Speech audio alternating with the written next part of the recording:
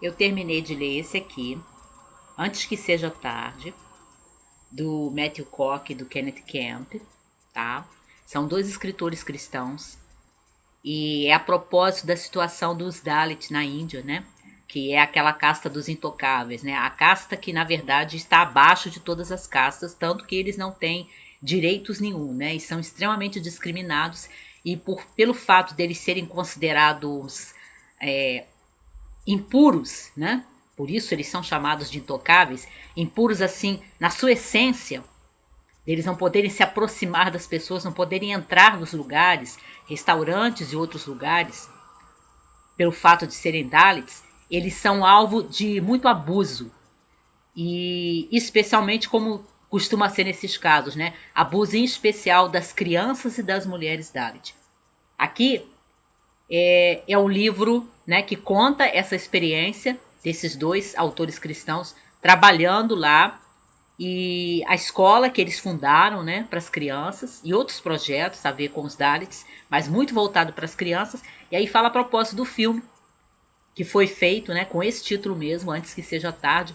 Só que o filme é diferente do livro, tá? O filme ele cria uma história fictícia, focalizando os Dalit, no caso, um pai e uma criança, né, que é a sua filhinha, e todos os horrores que eles passam, né, pelo fato de pertencerem a essa casta essencialmente considerada impura, né, considerada intocável, como se fossem os leprosos, né, dos tempos antigos. Bem interessante, mas não é uma história de ficção. Ficção é o filme que eles fizeram e que aqui é mencionada a ideia que eles tiveram para ir fazer o filme, para divulgar esse horror, né, essa injustiça que os Dalits sofrem na Índia. Depois eu li esse aqui, o primeiro volume da série Reckless, da escritora alemã Cornélia Funke, uma escritora de infantos juvenis, autora da série Mundo de Tinta. Esse é o primeiro volume, A Maldição da Pedra, e gostei muito. Como sempre, a tradução brasileira é muito feliz para recuperar, porque eu só posso imaginar que seja uma característica da autora, recuperar essa linguagem bonita que a Cornélia Funke tem. Ela escreve de uma maneira assim muito rica de metáforas, em que ela usa uma série de imagens, inclusive coisas assim muito delicadas para tentar passar, né, eventos normais, eventos naturais, né, coisas do dia a dia. E aí ela burila a linguagem, ela faz uma linguagem realmente de prosa poética em vários momentos, como na maioria dos seus livros, e também está aqui em A Maldição da Pedra. Isso é recuperado na tradução brasileira, parabéns por isso.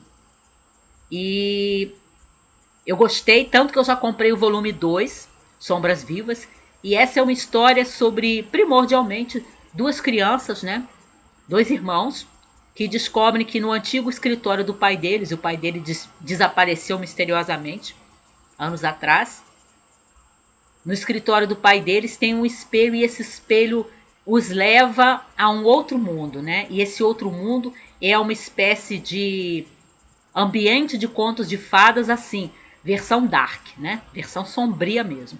Não tem nenhum final feliz, não tem nenhum sentido de beleza nesse outro universo que um dos irmãos, o mais velho, passa a visitar e depois o seu irmão caçula acaba indo para lá também.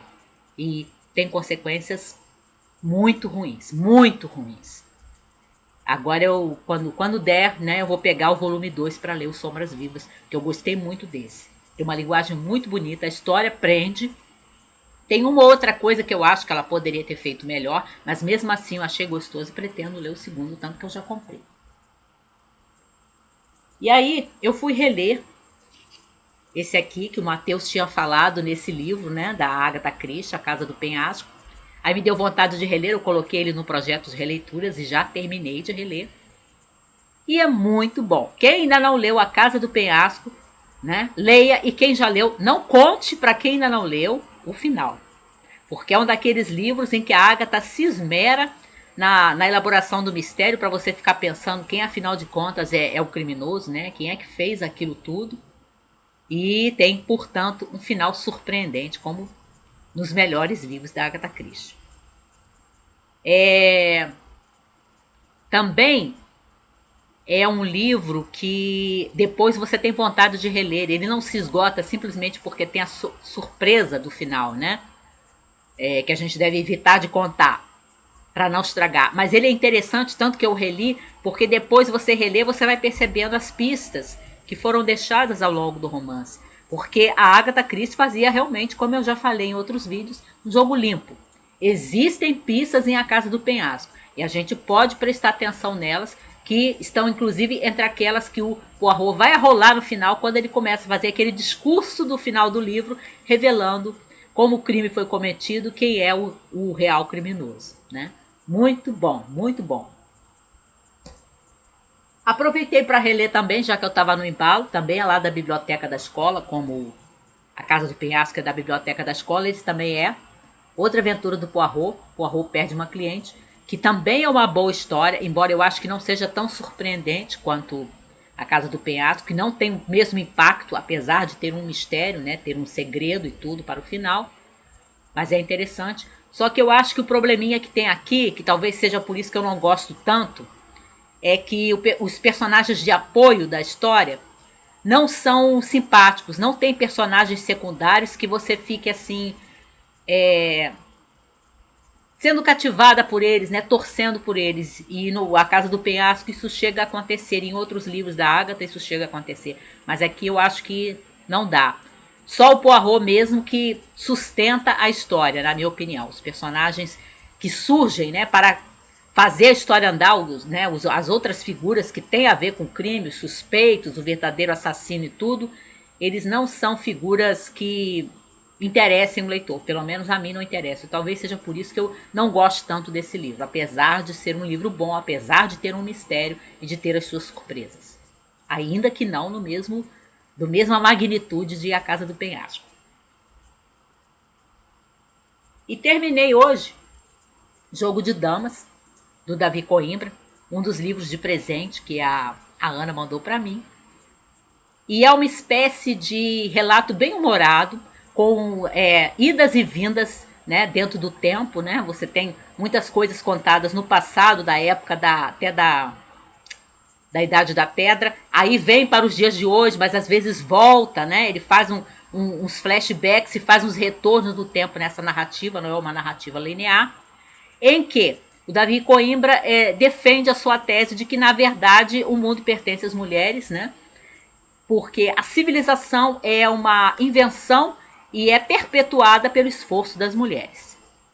E ele tem uma maneira muito engraçada, várias vezes, de contar isso. Tem uma escrita muito leve, muito gostosa de ler. Você lê facilmente, flui muito bem. Mas eu não tenho certeza, quando eu noto certas afirmações do Coimbra aqui, eu não tenho certeza se ele é um autor feminista ou se ele é um machista bem-humorado. Eu tô meio na dúvida, eu tenho a impressão que ele é mais um machista bem-humorado. Mas é um livro gostoso, ele inclusive transita por alguns pensamentos filosóficos, como do Kant e do Nietzsche e do Schopenhauer, com muita desenvoltura, né? Ele traduz troca em miúdos, né, um pouco o pensamento desses filósofos, especialmente do Kant, que é tão difícil de ler, quem já pegou o texto do Kant, como eu já peguei, sabe. Então, ele tem esse proveito também para o leitor, mas eu, não, como eu disse, não tenho muita certeza de qual é a postura do autor, né, quanto às mulheres. Não acho que seja exatamente um autor feminista, mas é um livro agradável, é um livro interessante. Eu também não dei muitas estrelas, eu dei 3, porque em termos de teologia ele não entende nada, absolutamente nada. E estou relendo ainda Triste Fim de Policarpo Quaresma, que eu me atrapalhei porque eu estava muito envolvida em fazer o roteiro do Aguardiando os Segredos do Amor, e eu senti que para eu conseguir escrever bem, né, terminar o livro da Kate Morton e escrever direitinho, eu não podia ficar me segurando nesse livro, porque a escrita do Lima Barreto é muito poderosa, essa história é muito poderosa. Eu não estava conseguindo ter calma e ter atenção para escrever o roteiro do vídeo do Guardião dos Segredos. Aí agora eu estou retomando a releitura desse livro, porque vai sair um vídeo dele, atrasado, mas vai. E continuo a ler, faltam um pouco mais de 200 páginas agora, As Mulheres de Freud. Eu espero terminar nesse mês de maio. Portanto, não tem tijolão para maio, gente, porque eu ainda estou envolvida com esse livro aqui. Estou lendo, tá? Mas ainda falta um pouco mais de 200 páginas para terminar. Não sei se vai haver um vídeo para ele, porque ele não é um livro que fica esclarecendo os conceitos de psicanálise, tá? Ele passa por cima, ele fala dos conceitos, dentro do pensamento freudiano, mas ele não se detém para esclarecê-los. Então tem hora que eu sinto uma certa dificuldade. Aí eu não sei se eu vou fazer um vídeo resenha para ele, mas vou comentá-lo com certeza. E é isso.